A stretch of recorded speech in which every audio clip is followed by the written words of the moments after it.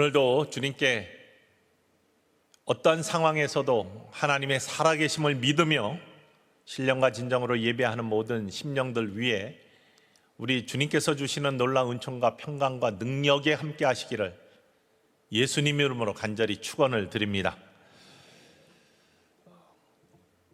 송명희라는 찬양의 가사를 쓰는 시인이 있습니다. 날 때부터 장애를 안고 태어났습니다. 삶의 순간순간이 너무나 힘들고 절망뿐이었다라고 고백을 합니다.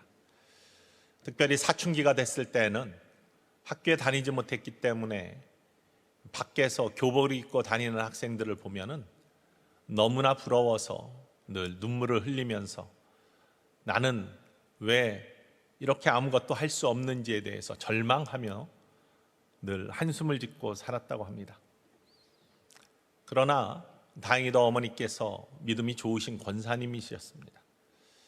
교회 다녔는데 17살 때 한 부흥회에 참석했다가 강사 목사님이 앞뒤 좌우로에 있는 사람들을 위해서 서로 기도하자라는 그런 말씀에 기도를 하게 되는데 자기 옆에 있는 한 여학생이 자기를 위해서 그렇게 열심히 기도를 하더랍니다. 처음에는 아무 생각 없이 바라보다가 그 열심히 기도하는 모습 속에서 처음으로 자기에 대한 하나님의 사랑의 모습을 발견했다고 합니다. 그동안 한 번도 느껴보지 못했고 보지 못했던 하나님이 나를 사랑하시는 모습을 옆에서 알지 못하는 한 여학생이 자기를 위해서 기도하는 모습을 바라보면서 하나님의 사랑이 보이기 시작했다는 거예요. 그 사랑을 더 깊이 깨닫기 원하는 마음이 생겨서 성경을 읽기 시작했고 마태복음을 읽기 시작했는데 처음에는 눈에 들어오지 않고 그래서 마태복음만 읽는데 3개월이나 걸렸다고 합니다.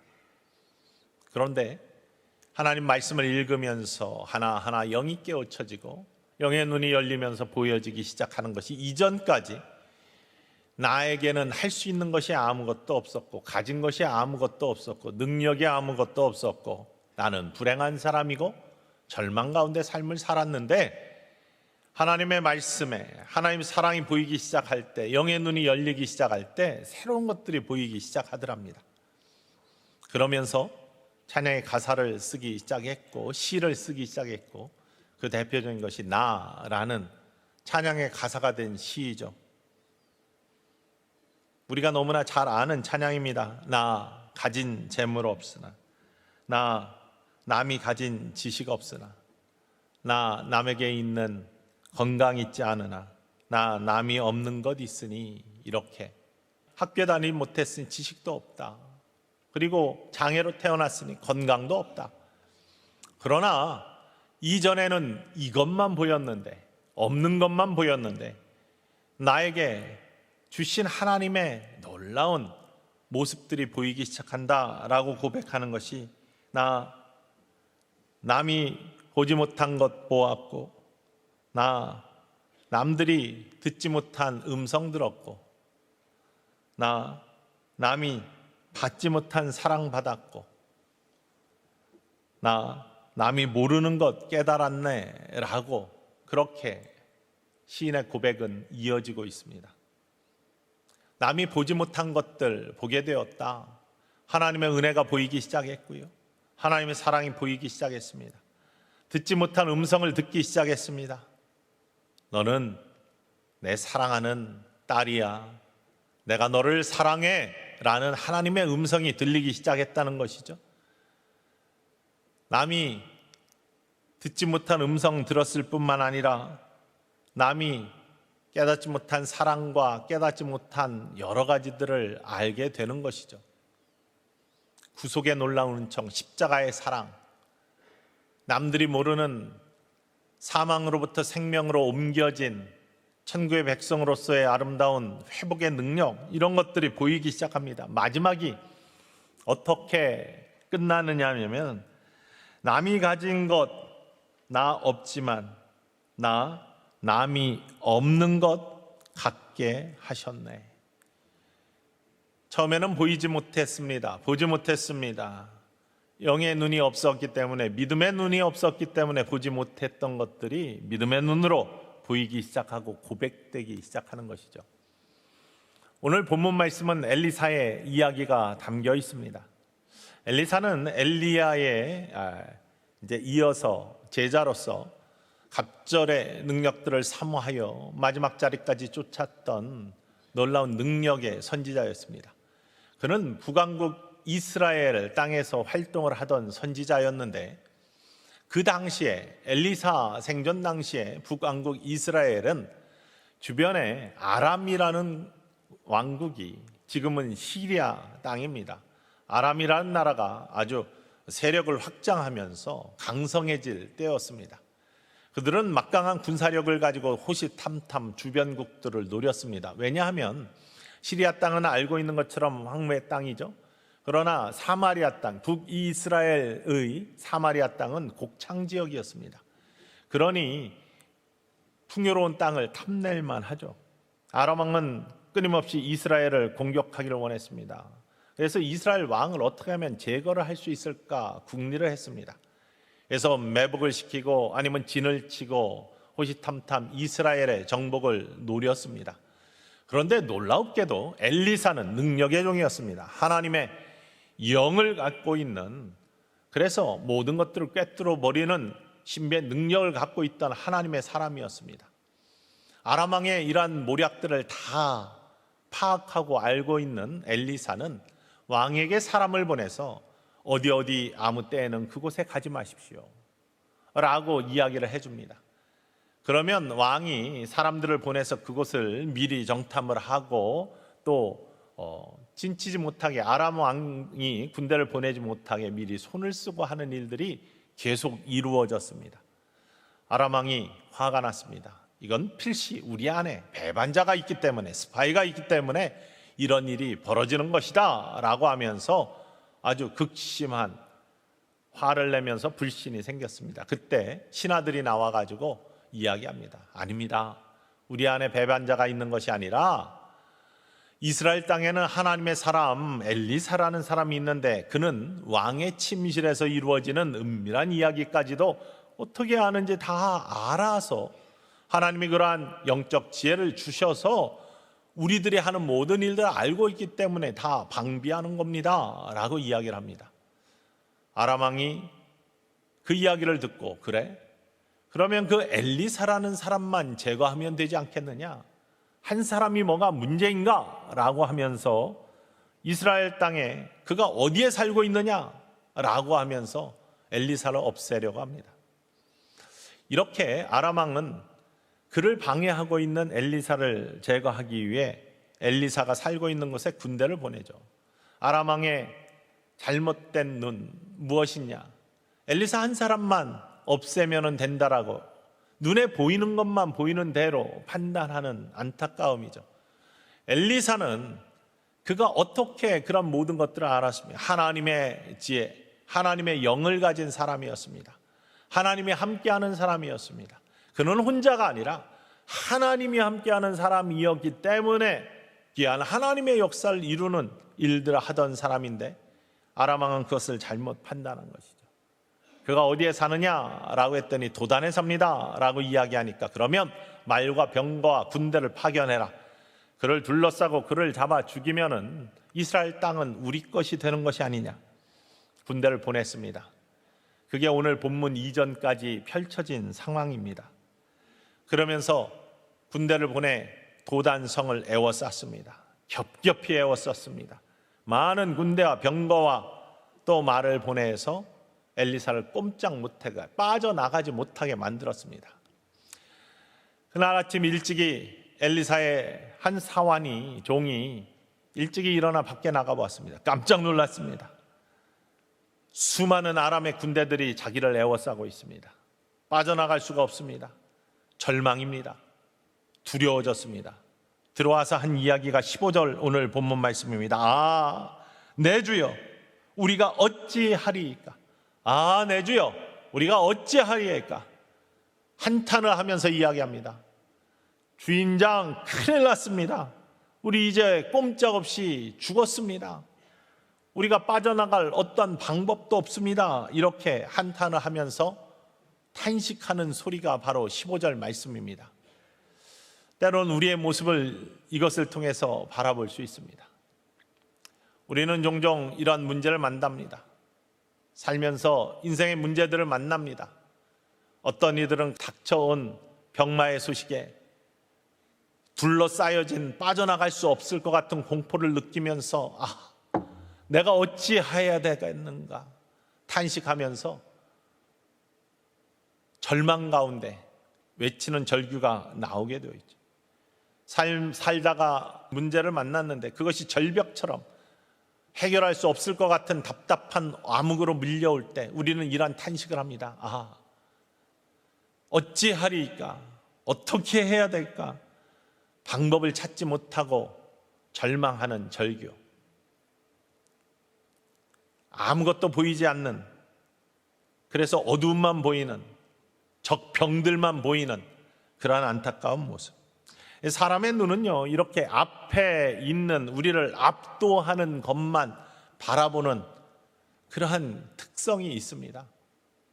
나에게 당한 나의 심리를 위축시키거나 아니면 나의 삶에 이렇게 연관된 것들이 눈에 잘 들어오는 그러한 모습들을 갖고 있습니다. 제가 어렸을 때나 청년 때나 장가가기 전에 아니면은 내 아내가 임신하기 전에는요, 임신부들이, 배 나온 사람들이 눈에 잘 안 들어왔습니다. 아이들 옷 이런 거 용품 파는 가게들이 눈에 거의 안 들어왔습니다. 나의 눈에 들어오는 것들은 나와 연관된 것들이 눈에 잘 들어오죠. 거리를 지나가도 관계없는 것들은 그냥 스쳐 지나가게 되어 있습니다. 근데 제 아내가 임신을 하고 나니까 주변에 배 나온 여인들이 얼마나 많은지 그게 눈에 들어오기 시작합니다.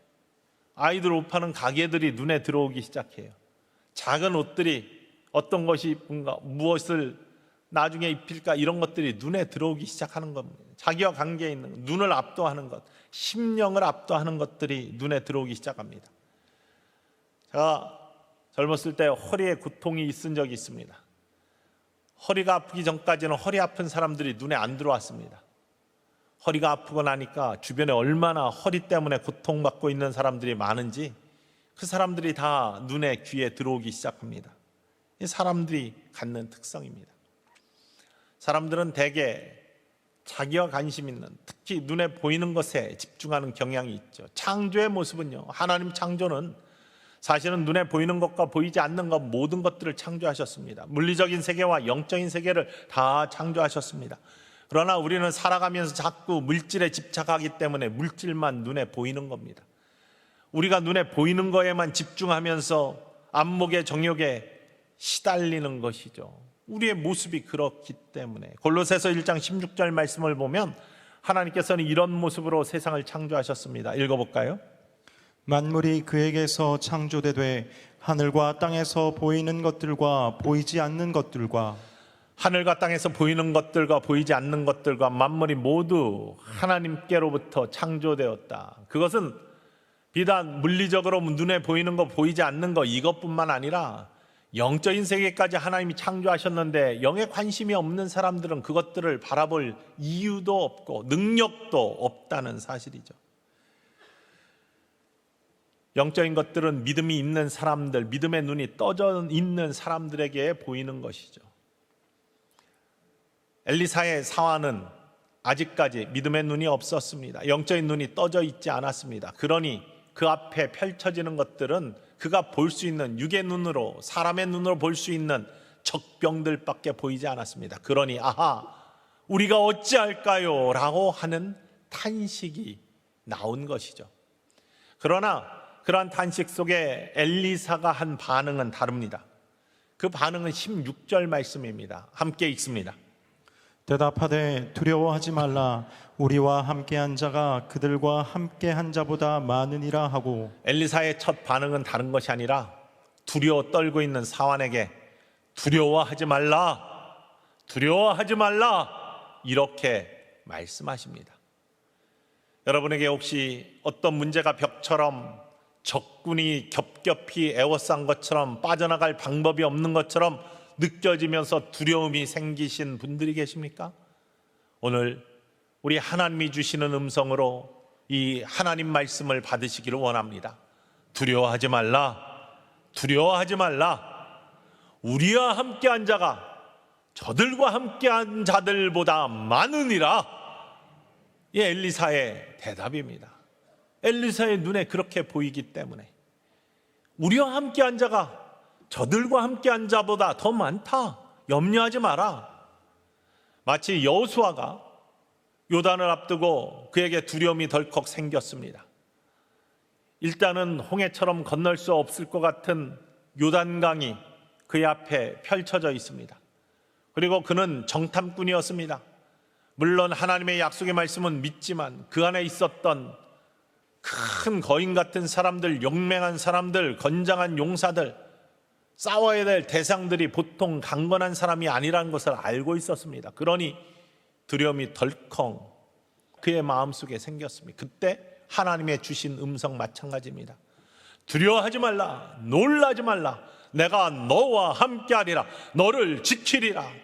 바로 이 음성, 바로 하나님의 귀한 음성 같은 것이 오늘 이사야가 두려움에 떨고 있는 사환, 게하시라고 알려진 이 사환에게 주신 말씀이죠. 그의 눈에는 다른 것들이 함께 보였기 때문입니다. 영의 눈이 떠져 있는 그러한 엘리사에게는 게하시가 보지 못하는 다른 모습들이 보였기 때문이죠. 그것은 다른 것이 아니라 바로 그 다음 18절에 나오는 말씀인데, 그걸 보지 못하는 게하시를 안타깝게 여기면서 엘리사는 게하시를 위해 기도합니다. 사환을 위해 기도합니다. 사랑이 담긴 중보의 기도입니다. 그랬더니 게하시의 눈이 떠집니다. 함께 읽어볼까요? 기도하여 이르되 여호와여 원하건대 그의 눈을 열어서 보게 하옵소서 하니 여호와께서 그 청년의 눈을 여심해 그가 보니 불말과 불병거가 산에 가득하여 엘리사를 둘렀더라. 17절 말씀인데요, 처음에는 게하시가 보지 못했던 산에 가득 둘러싸고 있는 하나님이 보내주신 불말과 불병거들이 처음에 게하시의 눈에는 보이지 않았습니다. 그런데 엘리사의 기도를 통해서 영의 눈이 열리니까, 믿음의 눈이 열리니까 그 불말과 불병거들이 보이기 시작합니다. 엘리사는 이미 보고 있었습니다. 그러니 두려워하지 아니하고 그의 사환에게 두려워하지 마, 우리와 함께한 자들이 저들과 함께한 자들보다 더 많아, 염려하지 마라 라고 당당하게 외칠 수 있었던 것입니다. 여러분, 사람의 눈으로 바라보는 것들은 사람의 일들만 바라보지만 하나님이 주신 영의 눈으로 바라보는 사람들은 하나님의 일들을 바라볼 수 있는 축복의 사람인 줄 믿으시기를 원합니다. 이 세상에 있는 것들이 우리의 육의 눈으로 바라보는 것이 전부가 아니라는 사실, 예수님께서는 우리들에게 약속을 하셨습니다. 내가 하늘로 승천을 해도 너희를 고아처럼 내버려 두지 않을 것이야. 보혜사 성령을 너에게 준다. 보혜사는 돕는 이라는 뜻이죠. 우리를 돕는 성령을 너에게 주어서 내가 너희와 함께하고, 내가 너희와 함께할 뿐만 아니라 너희를 지키고 위로하고 나의 이야기들을 생각나게 하고 하늘의 뜻들을 이루어가는 능력의 사람을 세우는데 늘 함께할 것이다 라고 약속하셨습니다.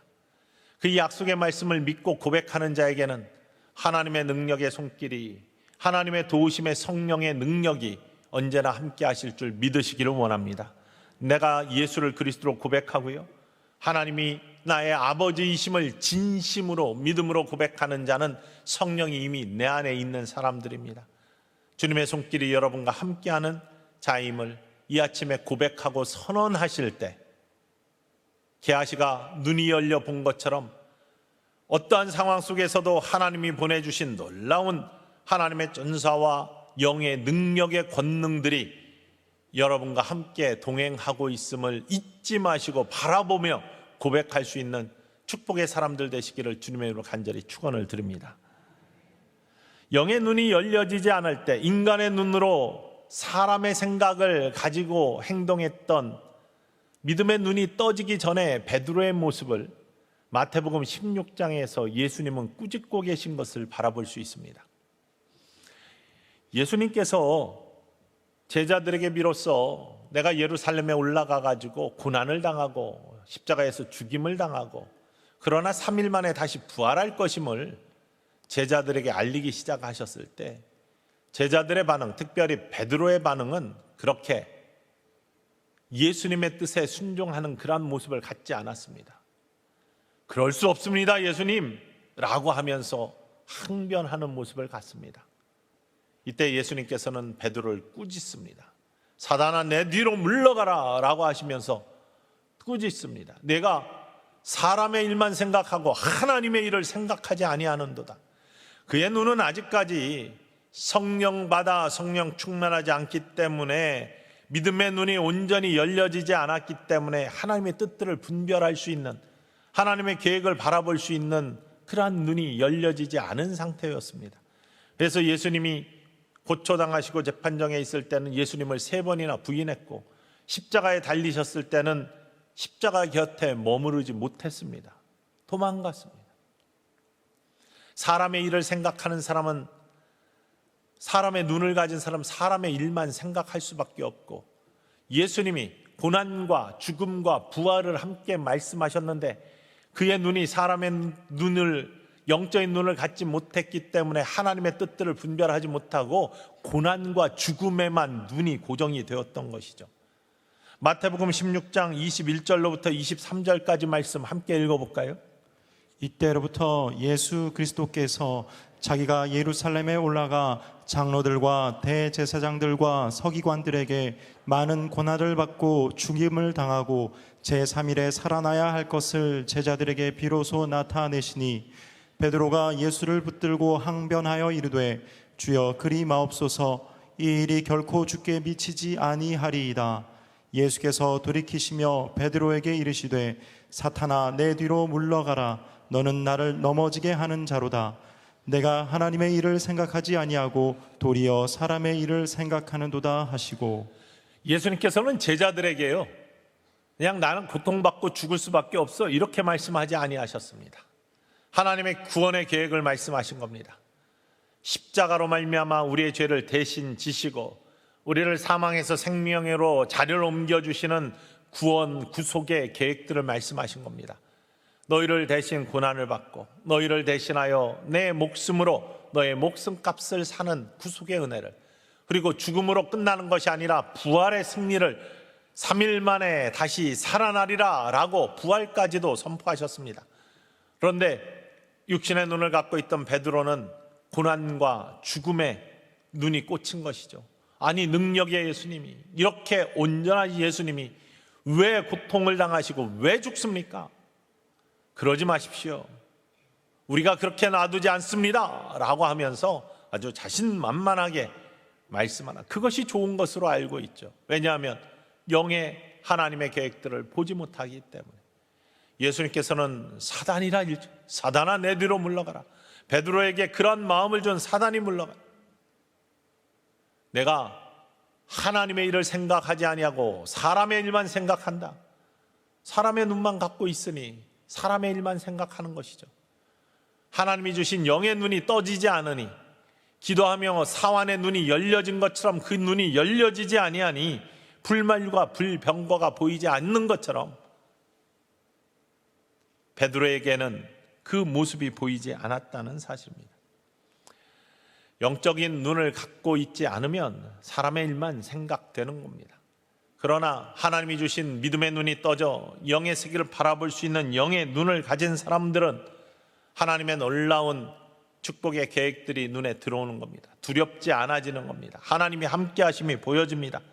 이것은 비단 우리의 문제가 아니라 성경의 수많은 믿음의 선진들의 고백이기도 합니다. 특별히 다윗 임금을 생각해 봅시다. 그는 수많은 실제적인 적군들이 에워싸는 전쟁터를 누빈 사람입니다. 사망의 음침한 골짜기로 얼마나 많이 넘나들었습니까? 심지어는 아들 압살롬에게 쫓겨가지고 예루살렘 왕궁을 떠나가지고 피난 생활을 한 그러한 사람입니다. 수많은 비난도 받았고 수많은 역경도 거치고 수많은 죽음의 위기를 거쳤습니다. 그러나 시편 23편 4절의 고백처럼 내가 사망의 음침한 골짜기를 다닐지라도 해를 두려워하지 않을 것은, 두려움이 없다는 거예요. 해를 두려워하지 않을 것은 주께서 나와 함께 하심이라. 주의 지팡이와 막대기가 나를 안위하시나이다. 아멘. 주의 지팡이와 막대기가 그의 눈에 보이는 겁니다. 주님이 함께 하시는 그 함께 하심의 모습이 주님의 지팡이와 막대기로 목자처럼 자기를 안위해 주시는 하나님의 손길이 그의 영의 눈에는, 그의 믿음의 눈에는 보여지고 고백되어진다는 사실이죠. 그러한 고백이 저와 여러분에게 이 아침에 있기를 주님의 이름으로 간절히 축원을 드립니다. 여러분과 함께 하시는 하나님, 두려워하지 아니하고 어떤 벽이 있을지라도, 어떤 군대가, 어떤 사단의 도전이 우리를 감쌌을지라도 나는 두렵지 않다. 왜? 엘리사가 바라보는 불말과 불병거, 바로 주의 지팡이와 막대기, 나와 함께 하시는 하나님의 위대한 손길이 지금 나와 함께 하신다라는 그 하나님의 함께 하심을 바라볼 수 있는 믿음의 눈을 가진 천성의 모든 가족들 되시기를 주님의 이름으로 간절히 축원을 드립니다. 사도 바울은요, 수많은 역경 속에서 전도여행을 다녔습니다. 가는 곳마다 위험이 도사렸습니다. 고린도 후서의 말씀을 보면요, 15장에 수없이 많은 매를 맞고 수없이 많은 죽음의 위기를 거치고 강도를 만나고 풍랑을 만나고 수없이 많은 환난을 만났어도 두려워하지 아니하고 당당하게 그 길을 갈 수 있었던 오직 유일한 이유, 바로 그가 고백하는 하나님의 말씀, 로마서 8장 31절 말씀에 그 비밀이 담겨 있습니다. 함께 읽어볼까요? 만일 하나님이 우리를 위하시면 누가 우리를 대적하리요? 하나님이 만일 우리를 위하시면 누가 우리를 대적하리요? 하나님이 나와 함께 하시는데 누가 나를 대적하겠느냐? 내가 하나님이 함께 하시는 손길을 느끼는데 누가 나를 감히 꼬꾸러뜨리겠느냐? 자신을 위해서가 아니라 하나님을 위해서.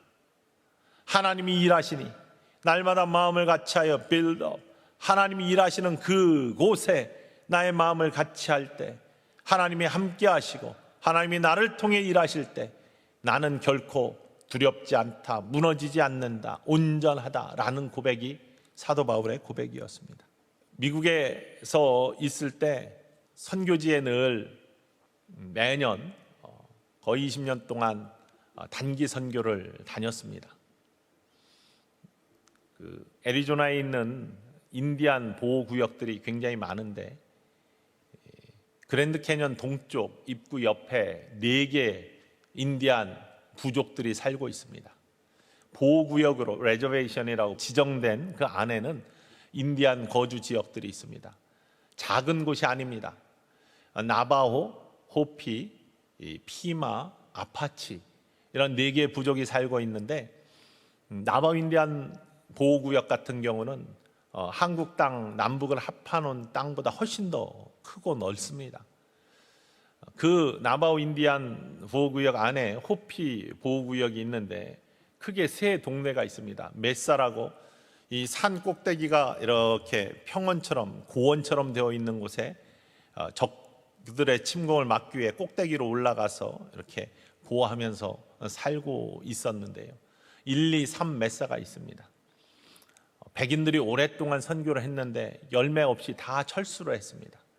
지금은 한국 선교사님들이 들어가서 전부 다 쉽게 얘기하면 복음으로 점령을 하면서 한국 선교사님이 굉장히 많습니다. 1, 2, 3 메사뿐만 아니라 모든 다른 부족들도 선교사님들이 한국에서 들어가서 선교 활동을 잘하고 있고 교회들이 지어지고 여러 가지 활동들이 이루어지고 있는데, 맨 처음에 이제 호피 지역에 선교사가 없던 이메사의 순고포비라는 지역에 교회도 없고 아무것도 없던 지역에 이상혁 선교사라는 그런 분이 들어왔습니다. 공항에 와서 원래 한국부터 알고 있던 분이라 저희가 픽업을 해서 우리 집에서 한참을 머물면서 선교 들어갈 준비를 하다가 선교지로 들어갔습니다. 매년 그곳에 단기 선교를 가서 일주일씩 돕고 나오고 했습니다. 선교가 처음에는 잘 이루어졌습니다. 신나게 선교가 되었습니다. 물불 가리지 않고 들어가가지고 막 자신 있게 뭔가를 했습니다. 선교센터도 마련하고 교회도 저져가고. 그런데 모든 세계에 흩어진 선교사님들의 고민 중에 하나가 바로 거기에 머물 수 있는 각 다른 나라에 가서 선교를 하니까 머물 수 있는 자격들입니다. 비자 문제입니다. 그래서 많은 경우 비자가 보통 1년에 한 번씩 이렇게 갱신해야 되는 나라들이 많고요. 길으면 한 3년 뭐 이렇게 됩니다. 미국도 종교 비자가 3년에 한 번씩은 갱신이 되어야 됩니다. 그렇기 때문에 2년이 이제 거기서 거주를 하면 세금을 내고 지내면은 영주권을 신청할 수 있는 자격이 있기 때문에 선교사님들이 대부분 2년이 지나고 영주권을 이제 신청을 하죠. 근데 그게 바로 나오는 것이 아닙니다. 그리고 2000년도 초반부터는 가짜로 이렇게 영주권을 내고 이런 일들이 발각이 됨으로 말미암아 실사를 나오기 시작했습니다. 근데 이 실사 나온 건 진짜로 이곳에 선교지를 섬기고 있는지, 선교사가 활동을 하고 있는지 이런 것들을 조사하는 것이죠. 그리고 그것은 정해놓고 통제하고 나오는 것이 아니라 아무 때나 그냥 쑥 나옵니다. 그래야지 진짜로 활동이 되고 있는지를 실사할 수 있으니까요. 그런데 종교 비자는 3년이고 2년 지난 다음에 영주권을 신청했는데 이 영주권은 기간이 뭐 1년 안에 나오지가 않습니다. 오래 걸립니다. 몇 년이 걸립니다. 그러니 종교 비자를 한 번 더 연장을 해야죠. 3년이 지나고 나서는 한 번 더 연장이 되어야 되는데 변호사가 실수를 해가지고 서류를 잘못 집어넣어서 이 종교 비자 연장하는 것이 중지가 되어버렸습니다. 캔슬이 되어버렸습니다. 다른 방법들을 찾을 수가 없어요. 한번 그렇게 되니 기도하면서 방법들을 찾기 위해서 열심히 노력했습니다. 어떤 방법도 없고 앞길이 정말 군대가 둘러싼 것처럼 정말로 단단한 벽이 있는 것처럼 넘어설 수 없는 그런 모습입니다. 처음에는 그 두려움만이, 그 둘러싼 군대만이 보이는 것이죠. 무릎 꿇고 하나님을 향해 외치지만 우리가 어찌할까 이 탄식밖에 나오지 않아요. 전화가 와가지고 상의하지만 어떤 방법도 찾을 수가 없는 겁니다. 통지가 왔습니다. 비자가 끝나는 내 미국 땅을 떠나야 된다. 그렇지 않으면 불이익이 생긴다. 뭐 이렇게 통지가 왔습니다.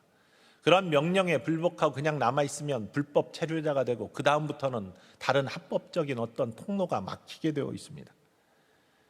그러니 아무리 어떤 방법을 찾아도 찾아낼 수 없으니, 그리고 앞에 막혀있는 것 때문에 두려움밖에 없으니, 그러다가 기도하는 와중에 하나님이 그래도 마음속에 음성을 주시기를, 두려워하지 마. 내가 지금까지 선교했다고 생각하지 마. 이게 내가 이룬 업적이라고 생각하지 마. 내가 한 거야. 하나님이 일하신다. 내가 마음을 같이하여 이곳에 너를 불러 너를 통해서 내가 일한 것이지 내가 한 것이 아니야 라는 마음을 주시더랍니다. 그러니 나에게 모든 것들을 맡겨. 그리고 닥쳐진 환경 속에서는 그 닥쳐진 환경에 최선을 다하면 되는 거야. 나머지 일들은 내가 할 거야 라는 음성을 주셔서 그 음성 순종하면서 그러면 일단은 철수합니다. 선교지니까 철수를 해야죠. 그래서 가족들이 모두 나왔습니다. 법에 맞추어서 한국으로 귀국을 했습니다. 그리고 다른 방법을 통해 가려고 열심히 찾아도 방법들이 보이지 않는 거예요. 그러니 남겨놓고, 갑작스럽게 이루어진 일이기 때문에 남겨놓고 온 선교지와 다른 선교사님들이 그 당시에는 없었습니다. 지금은 여러 선교사님들이 다 들어와서 협력을 하고 있지만 그 당시에는 한국 선교사님으로서는 혼자, 그리고 나중에 나바우 선교사님 한 분이 또 들어와 가지고 이제 둘이 각각 있었던 상황이기 때문에 그것들을 정리를 해야 됩니다. 그래서 방문 비자를 통해서 미국 땅에 다시 들어갔습니다. 그곳은 플래그스텝이라는 도시인데요. 또 애리조나의 주도인 피닉스에서 한 2시간 정도 떨어져 있는 곳입니다. 비행기를 타고 피닉스에 도착해서 차를 빌려가지고 이제 선교지, 선교센터로 왔습니다. 그런데 선교센터로 왔더니 정리하려고 온 겁니다. 방법을 못 찾아서. 그랬더니 거기 어떤 사람이 혼자 왔다 갔다 하고 있더랍니다. 묻더랍니다. 내가 여기 주인이냐? 그렇다고 했더니. 내가 선교사냐? 그렇다고 했더니. 당신은 누구십니까? 했더니 영주권 실사 나온 사람이라고 그러더랍니다. 여러분, 이게 얼마나 놀라운 일인지 아십니까? 피닉스에서 내려가지고 밥을 먹고 왔거나 잠깐 쉬다 왔거나 시장을 보고 올라왔으면은 이 사람을 못 만나는 겁니다. 그날 들어오지 아니하고 다른 날 비행기를 타고 들어왔거나 비행기가 조금이라도 늦춰져서 딜레이 돼가지고 시간을 맞추지 못했더라면 이 사람을 만나지 못하는 겁니다. 하나님께서요, 이 실사 나온 사람을 만날 수 있는 정확한 타이밍을, 미국에 있어도 만나기 힘든 그 시간을 한국에서 들어와서 비행기 내려가지고 올라와가지고 그 집에서 만나게 하셨다는 사실입니다. 그리고 내가 정말로 선교지가 있느냐, 1시간 반 떨어진 곳에 이 메사가 있었거든요. 거기에 있다, 같이 가자. 들어가서 선교지를 확인하고 모든 활동들에 대해서 오고 가는 길 속에서 이야기를 하고, 들어갔다 나오면서 이 실사 나온 정부의 관리가 선교사에게 한 이야기입니다. 당신의 가족 모두에게 한 달 내로 영주권이 나올 것입니다. 그리고 이 선교의 아름다운 열매가 있기를 원합니다. 그는 몇 주 만에 영주권을 받아서 다시 모든 가족들이 제자리로 들어왔고요. 그동안 보지 못했던, 내가 선교하는 줄 알았는데, 선교지가 내가 개척하는 거지 알았는데, 자기와 함께 하셨던 하나님, 선교지에 불말과 불병거로 함께 하셨던 그 하나님이 보이기 시작하면서 더 자신 있게, 더 능력 있게 선교를 하면서 놀라운 열매들을 맺었습니다. 그리고 그 고백을 책으로 냈는데요, 몽골의 선교사였던 이용규 선교사가 낸 규장에서 나온 내려놓음 이후로 규장에서 나온 베스트셀러 채워주심이 그가 쓴 선교의 고백 책입니다. 불말과 불병거로 선교지에서 홀로가 아니라 하나님이 함께 하신 것을 눈으로 보여주신 바로 하나님의 은혜를 만난 사람.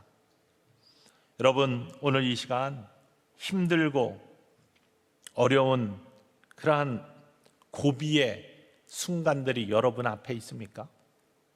답답한 일들이 군대가 둘러싼 것처럼 엘리사의 사환이 어이없고 하는 그러한 탄식이 있습니까? 눈의 벽처럼 뚫지 못할 것 같은 것들이 막혀있는 안타까움이 있습니까? 외로움 싸움을 하고 계십니까? 병마가 갑자기 찾아와가지고 어찌할 줄 모르는 두려움에 감싸져 있습니까? 기도의 끝이 보이지 않습니까? 아무리 기도해도 하나님은 응답하지 아니하시는 것 같습니까? 정말로 좌절되고 실망되는 일들만 앞에 놓여 있는 것 같습니까? 이 시간 다시 한번 하나님이 주시는 음성을 들을 수 있기를 원합니다. 너와 함께한 자가 저들과 함께한 자들보다 더 많으니라. 아멘. 바로 이 음성이 우리의 심령에 들림, 우리의 밝은 눈이, 영의 눈이 하나님이 함께 하시는 권능의 손길, 은혜의 손길, 사랑의 손길로 고아처럼 우리를 그저 두지 아니하시고 함께 하신다는 놀라운 그 손길이, 주의 지팡이와 막대기가, 불말과 불병과가 여러분과 함께하고 계심을 바라볼 수 있는 믿음의 눈이 열리는 이 아침 되시기를 주님의 이름으로 간절히 축원을 드립니다. 아직도 보지 못하고 있는, 나는 보이는데 보지 못하고 있는, 두려워 떨고 있는 내 사랑하는 자들이 있다면 엘리사처럼 이 아침에 기도하시기를 원합니다. 눈이 열려 보이기를 원합니다. 그리고 함께 당당함으로, 주님이 함께 하심으로 당당함으로 이 땅을 살아나가는 천성의 모든 가족들 되시기를 주님의 이름으로 간절히 축원을 드립니다.